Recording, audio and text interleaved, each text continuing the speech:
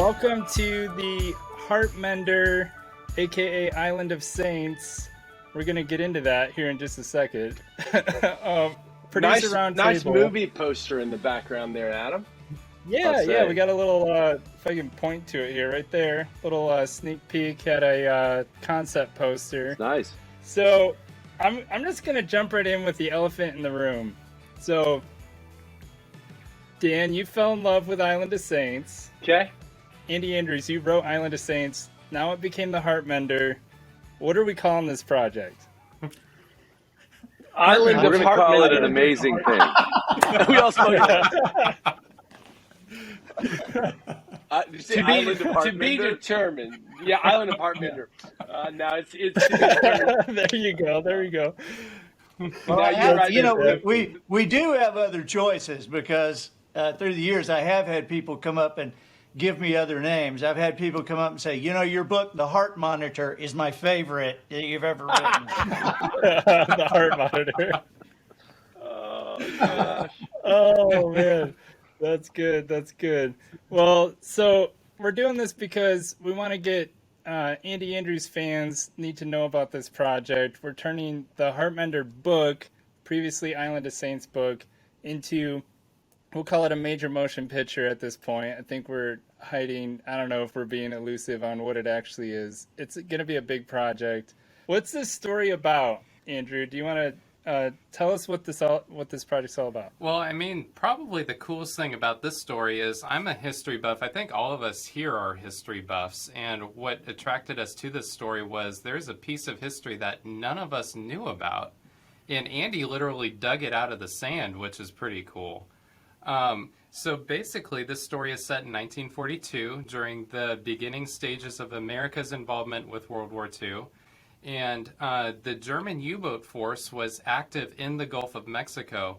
And for a period of time, there were U-boats that were sinking American supply ships in the Gulf of Mexico. And these cargo slicks were washing up on the Alabama beaches and the Florida beaches. And there were actually about 7,000 people that were killed just off of the Gulf Coast shores of the United States, when I heard that just blew my mind. And so our story takes place in that setting where a wounded German officer from a U-boat washes up on the Alabama coast and is found by an American war widow. And so we follow the story of them learning to see the power of forgiveness and second chances and hope. And then there's this action-packed twist at the end that you guys all of your socks will be blown off, and we can't wait to share that with you. But I'm not going to because that would be a spoiler. Yeah, spoiler. You can read the book and spoil the movie. Yeah, hey, there you go. You should read the book. The book is actually very well written. How does it feel pitching the movie in short form to the author sitting right there? I mean, it's a little... It was good. It was good, but there's be some nerves there. It sounded great There's to always me. nerves in pitching anyway, especially when you're pitching to the guy that wrote it. Andy, how'd I do? Well, you're right. Nobody knew about this. I didn't even know about this. And people ask me all the time, did this really happen? And I'm like, well, I've got this stuff. There's a Knight's Cross and the buttons that were in the can. These pictures were in there. But when I saw this one I could see this guy in the picture and there's Hitler. And I'm thinking, what is this doing here? And so my research, it led me to something that if you know to look for it, you can find it easily. It's just... And to be clear, Andy, you found that stuff. You didn't get that on eBay, right? I know that you alluded to digging it up literally, but it's in the book, so we're not giving anything away. But tell that part of the story because I want to hear it from you. I mean, we've interacted, but I've never really heard you tell. You're sitting there doing an errand for Polly or something like that, right? I'd love to hear it from you. And it's like the first part of the book. I'm just kind of describing where I live and that I was taken out of wax myrtle that was killed in one of the storms. And digging in the sand is not too hard, but there's a lot of roots. And so, you're hitting stuff, and I hit something that didn't feel like a root, and it was like a rusted can. And when I pulled it out, stuff fell out of it. And I'm picking up these things, and there's a badge here that has an anchor on it that I did not, for some reason, I mean, you can see it plainly when I tell you, but for some reason, when I looked at it at first, I didn't see UB. I just saw the anchor.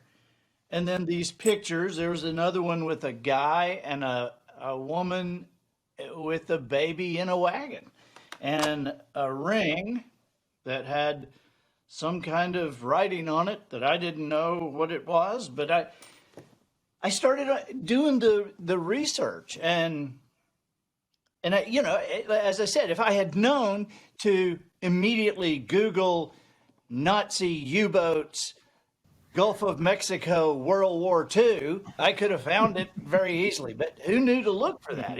Even after 9/11, when the FBI was going around into different ports of entry in America and making sure that things were safe, one of the FBI guys said to a big crowd, you know, this is a brand new thing for New Orleans. They were in New Orleans. Said this is a brand new thing for New Orleans because we've never had to protect the Gulf of Mexico against a foreign power. And one old man like raised his hand and said, yes, there has been a time. And so there, you know, you're right, Andrew. It was not just a little bit. It was a lot. They were sinking a lot of ships, and there were thousands of Coast Guard, Navy personnel, and merchant Marines killed. But Roosevelt was blacking out the news for it. But meanwhile, along the coast here, bodies were washing up on the beach. And what? Wow. Well, I have a question. What, you know, you New York Times bestseller, you know, sort of a very well-known author. You've written many books. Just well, as I've made many films. John, you're kind. It's been but, a long time but, noodle for me. Yeah, that's funny. But you've said that this is your favorite, your favorite book that you've ever. Why is that? Considering some of the books you've written. Number one, it's a book I didn't intend to write. I was on a whole nother project when I kind of got derailed by this search, and you know, and the story's in the book. The first part of the book, I'm just kind of telling about finding it, and when my search was just kind of going nowhere because I didn't know what to Google. I didn't know, and at some point, Polly said, "You need to ask the old people around here." And that's when it kind of broke loose. But the reason this is my favorite book is because, number one, it's the best story. The story just blows me away. And true story. Yeah. And so it just blows me away. It's one of those kind of things like hidden in plain sight, because, you know, the story is about how this young American war widow finds this guy in a German uniform laying on the beach almost dead. And of course, her husband has just been killed over in Germany, and she is going to help this guy. But when she rolls him over and sees the uniform and he says something in German, she just wants to beat him to death. But he says something, and I won't reveal what, but he says something that stops her, and she decides that she's gonna just like drag him on in, and so the story is about how they hide in 1942 small town America, and why they hide, and what happens because of it. Yeah, that's incredible. And Dan, I wanted to bring this in. You fell in love with the book you've wanted to see this story because it's so incredible, made into a movie for like 10, 12 years, right? Yeah, I mean, it's one of those things. I read the book years and years ago. Was a fan of Andy's, and this is a little bit of different work than some of your other work. I mean, it is a story, it is a thriller, it is a page turner, true story, but it really reads like a novel. And of course, there's some things in there that are deeply meaningful. There's some themes throughout that are powerful, that have the ability to honestly make a difference in our world, and now more than ever. But because the story is true, and really just watching it, and honestly, just the fact that you're the one that dug it up, Andy, call it providence, whatever. Somebody else digging up the tree, and they find it ends up in a shoebox, and you wrote the book and read it, and now here we are talking about turning it into something for the screen to share with a wider audience, and really just made phone calls, and having worked with John and told him about the book, and just really for years and years, how some of these projects, Andy, I think in some of our meetings, you said it's a project whose time has come. And so even though, yeah, Adam, 12 or 13 years in the making, and here we are, I don't know, maybe 6 years ago, it wouldn't have the impact that we believe that it can have. And so I'm just excited about it. It is of course, you read the book multiple times, given copies to other people. And so here we are. I'm just fascinated with the historical side of it. It's a part, not just because of the themes in the book. It's a part of the World War II history that not a lot of people know about. Well, and that's what's fascinating to me. And a very timely story. We teased about it at the first, but the book came out as Island of Saints, and it didn't sell. And so the publisher thought, gosh, this is really good. And I thought it was the best book I had ever written. And it is. So they re-released it, but changed the name. And so sometimes, people go, occasionally somebody will bring an Island of Saints, and I go, you're the one who bought it. So. Well, to talk about a little World War II history, Frank, the legendary filmmaker, one of the great inspiration for what we do is Frank Capra, and his the film he did when he came back from the war. He was doing war films for the government. Was It's a Wonderful Life, which was initially sort of not received by critics or audiences, and yet came back after its copyright expired and sort of the television and VHS explosion. But it was always his favorite film. It was always the one that he raved about. And oddly enough, great stories just find their time. They just do. And I think a lot has to synergize with culture, but that's one of the greatest films ever made, and the film he's known for. And yet it didn't, it had to sort of recycle and find its time. It's interesting how stories do that. So I hope the book has already recycled, and now it's time for the movie. So, Edgar has known this book as long as Dan has. Well, that's so funny. I met Andy in the 80s when he was a wonderful comedian, and probably still is. Are you going to tell jokes before this thing is over? No, I could do some stand-up while the credits roll, but probably won't. I was music director for Kenny Rogers from 76 to 91, and Andy was one of the opening acts that traveled with us for on and off for years. So we got to know each other during that time. And I just always gravitated towards him. He's a great guy and a great comedian at the time. And I kind of lost touch with him and caught up with him, interestingly enough, at a Dave Ramsey rally in Los Angeles, where I was warmly received by Andy. And shortly after that, every book he ever read showed up on my doorstep, autographed. And I read The Heartman. I think that was probably awesome. 10 or 12 years ago, Andy.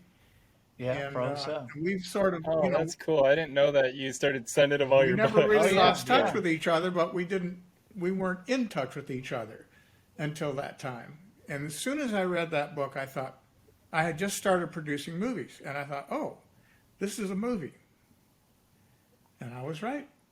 Well, I'm thrilled. And this whole process has been, I know everybody has heard horror stories about authors and their books being turned into film.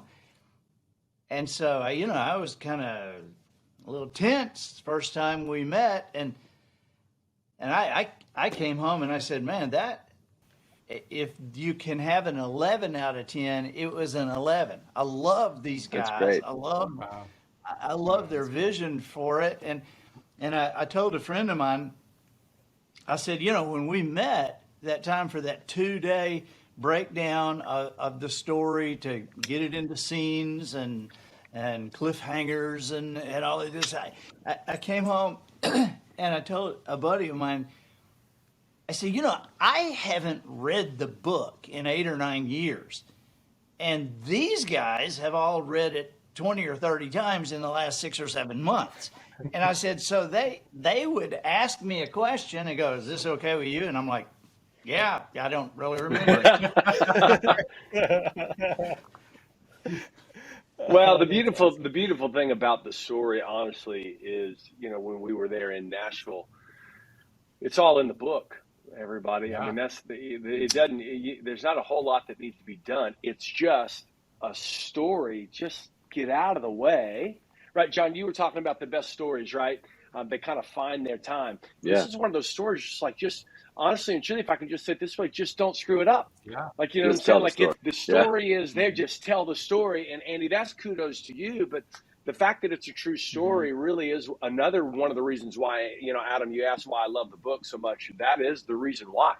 It's because it's a true story, and so just get out of the way, let the story do the work. I'm really excited about this process now and about working with all you guys and being up there for 2 days and seeing just the passion, and not just that you guys have for the book, but the passion that you guys have for that time period. John, your grandfather was a Congressional Medal of Honor winner. Yeah, I remember him saying freedom isn't free, and he was saying that when I was very young, holding his Medal of Honor, and I didn't know what it was, and I knew he was severely burned because he grabbed the phosphorus bomb and threw it out the window of a B-29 Superfortress, but it was instilled, just the cost of the freedoms that we enjoy and the honor that we should sort of, the tribute that we should pay to those that sort of paid that price has always been a huge part of our family. And then also, I just probably didn't, as a teenager, really think about his story enough. I mean, I had a great relationship with him, and it wasn't really till his funeral that I was like, man, what did I miss? Which is one of the things I love about this book, this obsession of discovery and an almost forensic storytelling, to find, and uncover, a hidden gem in a story. It was very, very similar to my grandfather's story. And I just think it's such a nostalgic, incredible time. And this is such an interesting story of forgiveness and friendship and love. And it's instantly like, I had no idea this existed. So I just love this time period. I've always wanted to do something in this time period. And so it was nice. It took for me also, it took a few years of Dan as we were working on other things saying, I'm telling you, this thing's amazing. And then it all just came together. So, Dad bugged you quite a bit from what I hear. Yeah. So it's funny. Dan and I go back all the way to, music videos. Actually, Dan started producing music videos even before we did features. And so, and we did very well. We won a lot of, awards doing music videos. And even at that time, I remember him talking about this story. And then we started doing the feature films. And so from Mom's Night Out, we're doing Woodlawn. He was just saying, I'm telling you this Hartman, and it just kept coming up, and then we wrapped, American Underdog. You notice how I'm just dropping my resume. I can only imagine an American Underdog and other films that are available in stores everywhere. The Steve McQueen documentary, the Certified Fresh American Underdog, which is at Walmart and Target, wherever you want to buy it. You can do that after this call. Anyway, go watch it while we're doing those but I'll tell you this: the theme of our, they say a filmmaker finds their story and tells it over and over again. We just really fell in love with inspirational true stories and stories that are sort of infused with virtue and truth. And what we call a rush of hope. And so I, it was interesting when I finally sat down to read the book. Everything just came together, and again, the stories just find their way. They have a way of hitting you from multiple angles, and then and I love collaboration and getting. It's unbelievable what happens when you get teams of creatives together on an idea and you work the idea collaboratively. And I think a lot of times just partnering with the source material, like this movie that again you can buy anywhere, American Underdog, is the Kurt. There had been it's been for 8 years. There had been 4 drafts of the script, a ton of development costs, but nobody had involved Kurt and Brenda as partners in the process, and that always is crazy to me. It's just a better way into the product. So what I love to do is get teams of people and work the story collaboratively, and just watch that magic happen. And who better to do that with than the author of the book in this case? And so it's fun to see. More people should work like that, and it's fun to get a lot of great people together. And I love this sort of illustration of draft horses, where one draft horse can pull 8,000 pounds, 2 can pull 25,000 pounds. So there's this exponential effect of creativity when you're working together and collaboratively. And I think we all felt that. So there's a great team assembled around this project, and it's just a worthy story. And it's one of those things that you can't stop thinking about. Really, really entertaining, but also really meaningful, at a time in history that very few people know about. And so it's I can't wait to see it. This is how I am. All these years of Dan saying this would be such a great project to do, as we're doing all these other things. And then this moment now where I'm this has to happen now. I want to see it right now. That's the thing. So that's been the switch. We got to do it now. You know what? I'm so just reserving I told you so for when we're sitting at the first screening, John. Right? That's okay. There's love. There's love. Yeah. I know there's years of things that I can't quit thinking about right now is I don't believe anything happens by accident, and Dan is right. I think the timing is right for this. One of my my first novel, The Traveler's Gift, I could not get that book published. 51 publishers turned down The Traveler's Gift, and of course now that book's sold several million copies. Now you get to say I told you so to 51 publishers. Well, here's the thing. Those are fun emails to write, by the way. I went through years of trying to get that done, and then it went in the book. Finally got it published. It went in the bookstores, out of the bookstore, and now it's in the back of a warehouse. And so I started just kind of giving them away, and one of them made it to somebody who gave it to somebody, gave it to somebody. Somebody gave it to Robin Roberts. And then Good Morning America called it one of the 5 books you should read in your lifetime. And Robin talked about it on Good Morning America. And Diane Sawyer held the book up and she said, "This is a book America needs at this time." And I thought, wow, at this time, because when I'd been trying, we had not been through 9/11, all that stuff. And I look at this book, the one that this is being made from, and I cannot think of an angrier situation than a German officer needing help from a young woman who the Germans just killed her husband. I can't think of an angrier situation, and yet that this book, this movie has waited, and now I don't know that I can think of an angrier time in America. And I think there is only one answer to our angry time in America, and I think it's found in the theme of this book.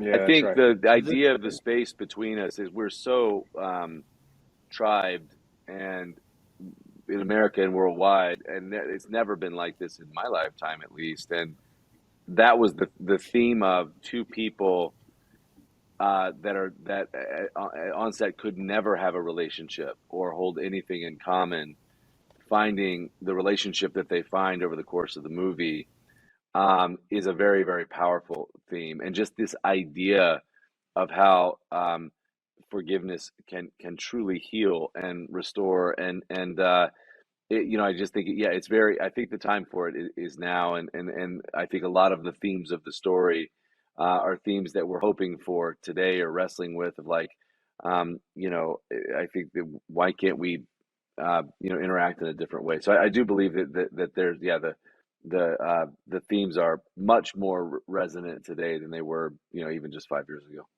I've got a question for the Noble Story Company guys. Of course, you guys, development company, you guys find incredible stories. I reached out to Andy's camp and said, hey, I'd love to talk about Island of Saints, Heartmender, and Andy, you referred me to Edgar. So Edgar, our first conversation, I called you, brother, and just was like, hey, this is what I'm thinking. You guys have the rights.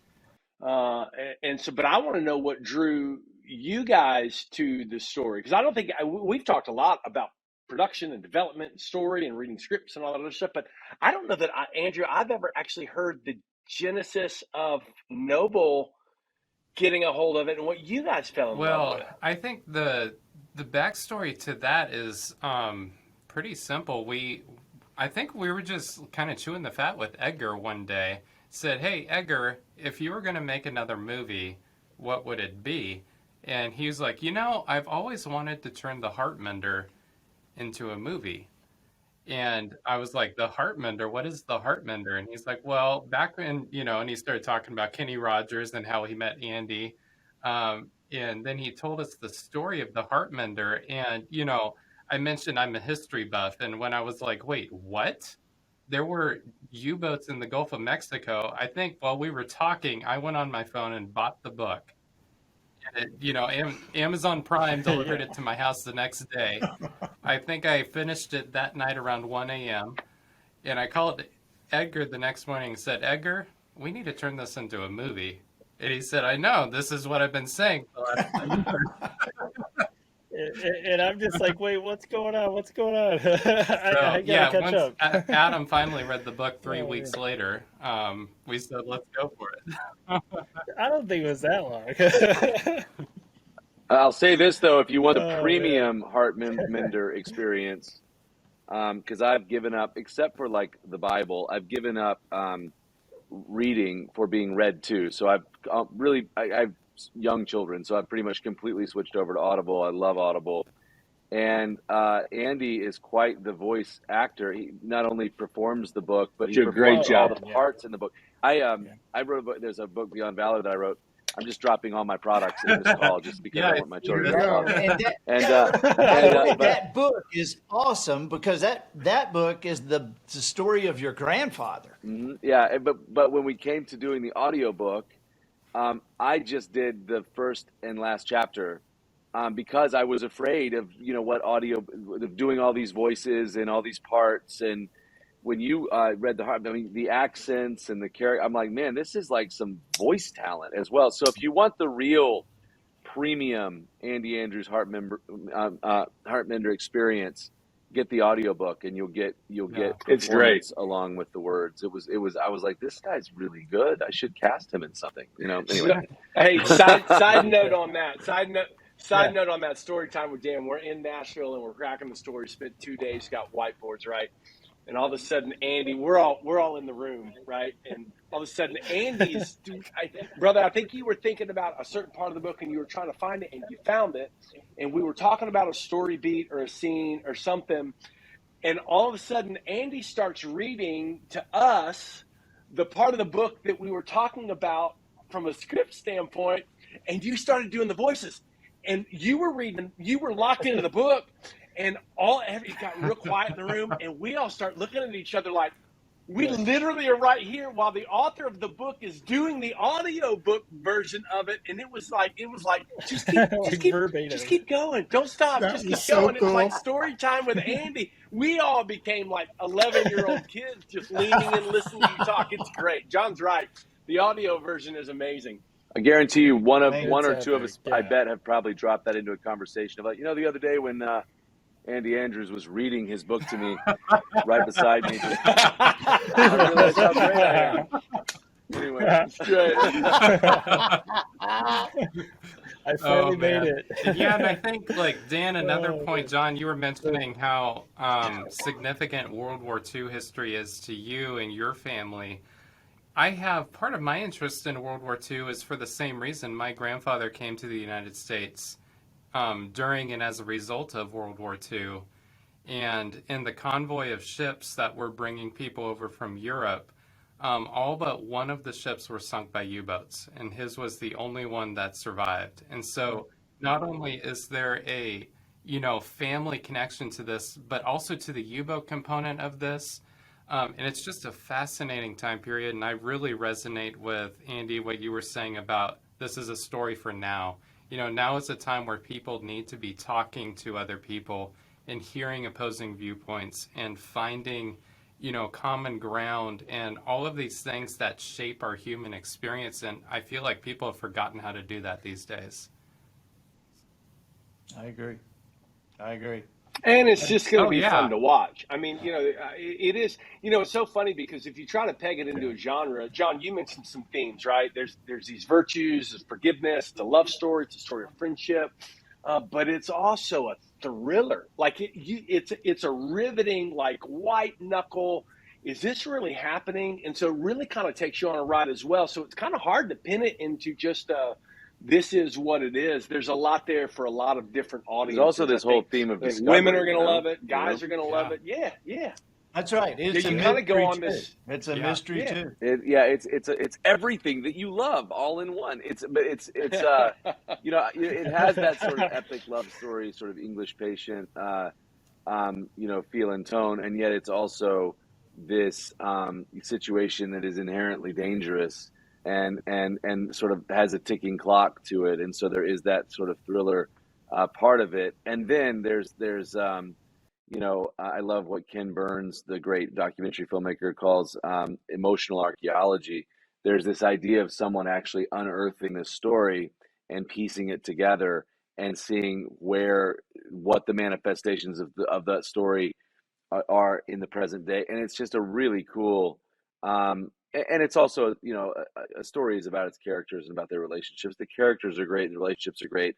And then what I love is that themes that can truly transform, and the story is packed with those themes. And so, it's also one of those that if you just think about just the process of creating the story and the world that we would get to visually create. I mean, that's the unbelievable thing that we all get to do, is that, these ideas that we write on a piece of paper actually, so many people, hundreds of people help us get those ideas to a screen, and then an audience is, I saw Top Gun last night, which is amazing, by the way. It's the idea that you get to experience it as if it's real. And if you think about just the visual scope and time, it's going to be a beautiful project and a meaningful and emotional one, and a thoroughly entertaining one. And I think a lot of different types of people will love it. I think it's a movie you can watch with your family. It's a movie you can watch on a date. It's going to be really special. Yeah. I wonder how many movies start with a conversation like we had when we started that 2 days, because I just wonder, because and I think this would be interesting for the listeners and the viewers, because I don't know how many of them have been in a first meeting about a movie. That I had not been. And so I wonder if they would be curious about this. I wonder how many movies start with an argument about what kind of movie it was going to be. Because, not really an argument, but a discussion. Yeah. Because the first thing John laid out to us, he said, okay, very first, what are we making here? Yeah. What are we making? And there was the essence. Yeah, and there was an argument for a thriller, argument for a mystery, argument for romance, argument for a war story, argument for, it was amazing. It's an embarrassment of riches. I would say that if we have a sort of a secret sauce, it's in that story process that we were all a part of, and it's not ours. It's actually the best definition of it is in this, and what did Picasso say? Good artists copy, great artists steal. that process that it really, I think, is most clearly defined in the book, Creativity Inc., which is Ed Catmull's book on Pixar. And right in the center of that book is actually this thing that Pixar calls the brain trust. And they just have a very different way of attacking a story. Yeah. And I think that's the reason Pixar has led to what you're seeing and experiencing with a Pixar film that you might not know is just a story that over the course of a long time has just been refined by an incredible team in a collaborative setting. And they have rules for how that works. We've sort of adapted that system and made it our own, and to great results. So our past 4 films have gotten greenlit off the first draft, but it's because of a different type of process. And so I think that that it's really fun. I don't know why. I think artists' insecurities sometimes keep them from a best idea wins, let's attack the idea together, collaborative environment. So it's sort of a scary environment to step into, but once you're in it, for me anyway, it's an addictive way to work because it's so much more gratifying. And the best moment is when you get to this great idea of which you can't trace its origin. Like there's a lot of voices in the room and everything is so good that you're like, and it's sort of like improv comedy, you know, it's like you agree and you add and you agree and you add, and you do it to the extent that you don't even know whose idea it was in the first place. And so I think that's a really exciting way to work. And then this story, the uniqueness of it is there's so many ways into this story. And we thought, is it a movie? Is it a multi-part? Is it a mini? There's all these different ways to attack it because the story is so rich and because the characters are so good.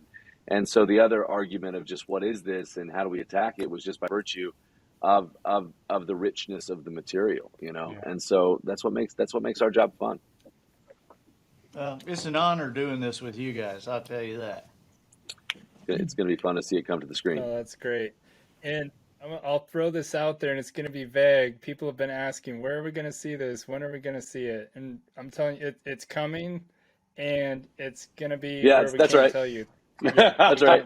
It's going to be somewhere awesome. I love that. Like it's going to be vague. Let's dangle the answer. Well, friends, let us tell you. Thanks for asking. Yeah, I would say I'm as excited about the story itself as you know, how we're going to present it to the world in a really unique way. And what I can say about it is I love one of the great music executives, Jimmy Iovine, said to will.i.am when they were doing Interscope. He said you could sort of try to just have a seat at the table, or you can become the table. And that really changed will.i.am's career. And I like the idea of just more and more and more, the right table is forming, and really, really talented people are getting around it. And it's fun to be sort of a catalyst to that. So you have, like, you know, what we do at Kingdom and what you guys do at Noble and all these other artists that are brilliant, working collaboratively sort of on the first time towards a really big goal that we'll announce next year. And I think that, or this fall, it'll launch next year. And I think that is very exciting to me, just because we're all asking this question, what can we accomplish together that none of us could do alone? And this project is a huge part of it. So that's a very vague political answer, but the concept of collaboration amongst peers towards a common goal is just everybody's better. You know, what do they say? A rising tide lifts all boats. And it's fun to have these sort of collaborative endeavors where, you know, we got our own stuff going on, but we're going to do this. We're going to come together and do this. And that's happening more and more. And the more that happens, the more you begin to see, man, what we could accomplish is actually staggering when we work together. And so it's exciting to see this project as a manifestation of that idea that will grow and grow. Well, and honestly, the people that win, it is the audience. I mean, the audience is the one that wins. I mean, they win from that collaboration, better product, just all around. And so, yeah, I couldn't be more thrilled to see this out there and people fall in love with it. And John, you were talking about being in that room, and Andy, you were talking about arguing and wrestling and that sort of stuff. When you have as many people in a room like that not just are trying to crack a story, but that deeply love the story, it's coming from a place of best idea wins, and then because of that, and the audience ends up arguing was probably the wrong term to use, because I never saw an argument.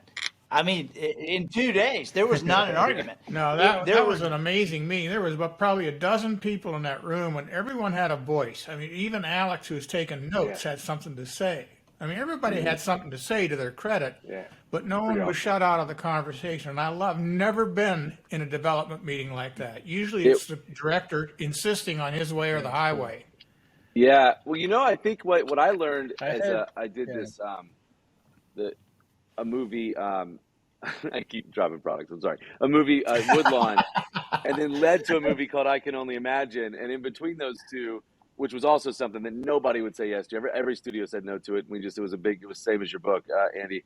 But in the middle, we did this postmortem and really studied, what was sort of in the marketplace, a wonderful, a movie that I love, but didn't accomplish the results that we'd hoped. And that was transformative and life-changing. And I actually think, just like a principle of leadership, which I know Andy is so passionate about, is I had to confront that within myself. One of the big defining differences between those two times, and by the way, staggeringly different results. We discovered a lot with new financial models, insights in the marketplace.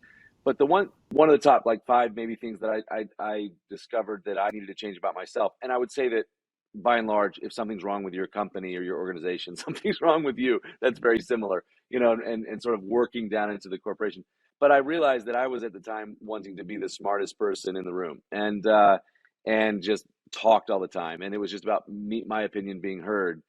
I think I transitioned to a quest that I'm still on, and I don't get it right. If you know me, I still love the sound of my own voice, but to be the smartest person leaving the room. And that's possible because that's a more righteous quest, in the sense that what you try to do is you try to just build incredible rooms of really talented people.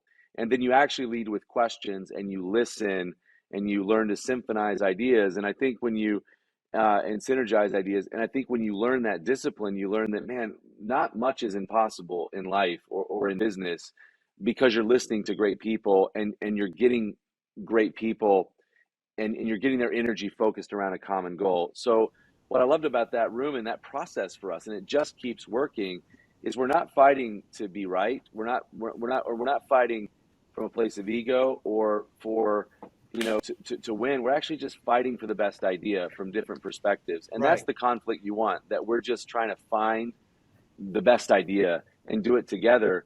And the cool thing about those rooms is great can come from anywhere. And so you'll have someone that's just taking notes, which is a story intern, like Alex, say, actually what I think, and it's really, really great. And so those are the magic of those rooms. And I just think what I learned is, if you learn to listen, if you learn to assemble great rooms and listen, you can actually, move mountains, and it's cool to see. And it's a faster process.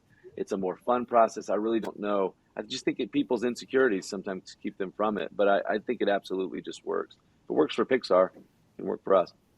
I will just say, I couldn't be happier with this. I feel like the time is right. I feel like what you guys are doing with the story is right. And I feel like I've got 5 best friends. So. Oh, that's cool. Likewise. I want to come down. This is a conversation for another time, but I feel very similar. Just it's a very warm and look, first of all, history can be measured by moments in time and conspiracies of friends that all believe in the same thing. There's so many instances of that. Right. But I do, on another adventure, maybe Noble could make this as a non-scripted thing.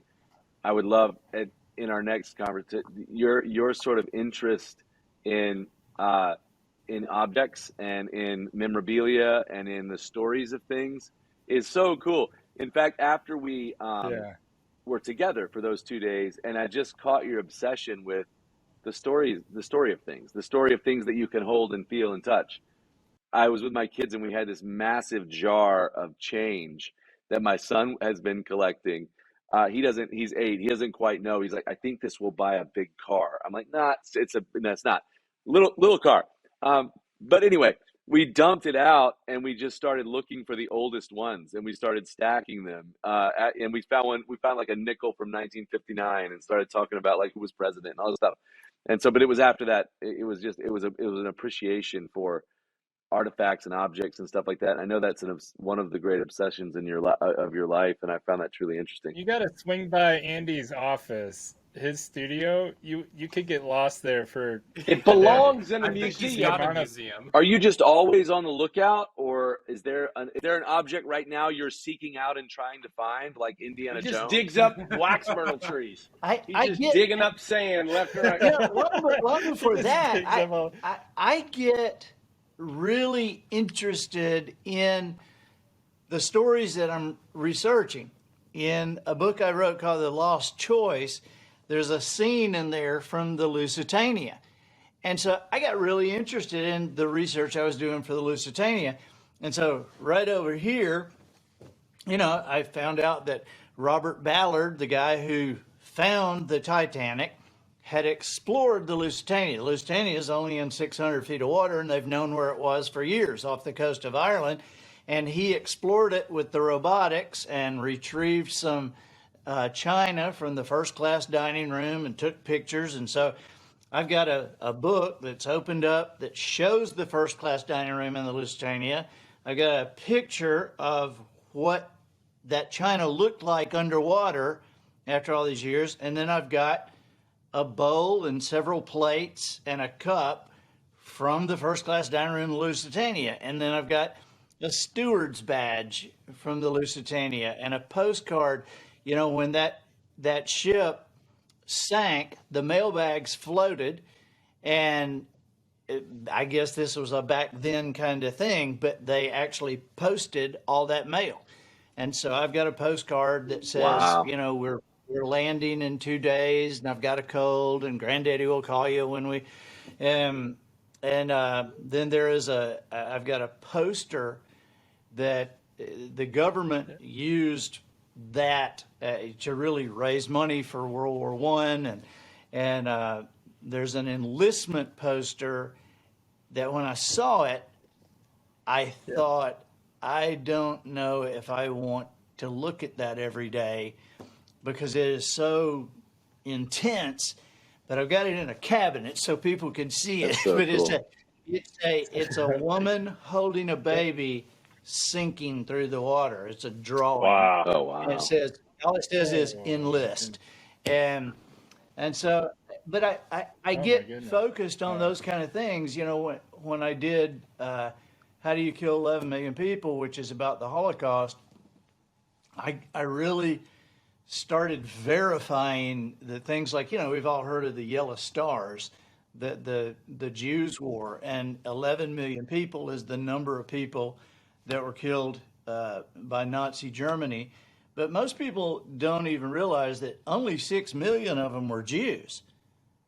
The other 5 million, these were Christians and Italians and people without any proof of their residence, and Democrats and Freemasons, and they all wore a different color. And so I to verify that, I started haunting estate sales and this kind of thing. And so I've got a cabinet over here. Andy's got like a whole museum there. It's just crazy. The next show you should do is just Andy's Museum. Telling you, it's a non-scripted show. You should do that. Dude, we gotta do that. John, you're right. To take your child, do that with those coins, and build that love of that mystery. Look at there. This is 1959. Where has this thing been since 1959? I mean, and what was the world like then? And this coin was there. I mean, it's crazy to think about, And it was like everybody got in on it. All of a sudden, the whole family was digging through change. And it was just such a fun moment that one would typically just overlook, but that was after our time together. It's just the appreciation for those things it's interesting, So at any rate, cool. That's another show, another podcast is Andy's Artifacts. Yeah, Andy, thank you so much, and thanks John, thanks Dan, Edgar, and Andrew, just everybody for joining. if the big question, if you want to follow this project, if you want to kind of see the development process, follow Andy Andrews on social media. I'm sure he'll share some things. Follow Noble Story Co. on Instagram, Facebook. We'll share as we can and when we can, and hopefully we'll be sharing. Go read the book soon. Go read the book. So check out the book. It's using Audible credit. Read the book. Yeah, that's what I awesome. did. It was great. Yeah. It's Listen to the book. It's incredible. That's the story. Do both, Thanks, but I'm telling you, everybody. the performance is pretty staggering. God bless you guys.